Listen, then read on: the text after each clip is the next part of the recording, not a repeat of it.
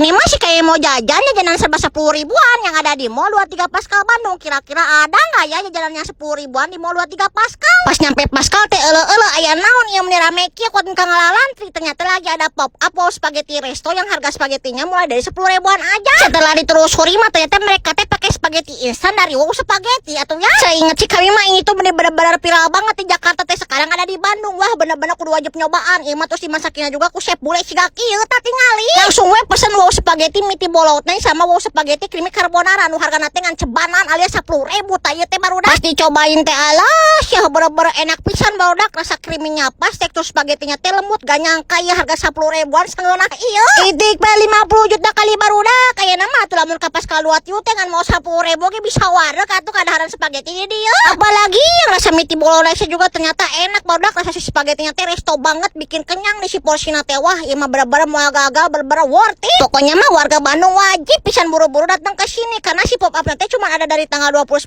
Agustus sampai 8 September 2024. Kapan lagi ya tuh makan spaghetti harga 10 ribuan ala resto dimasakin chef bule. Wah pokoknya mah kudu bener-bener wajib didatangan. Jejeli yang singa tuh waduh kan. Iya teh mendingan pisan.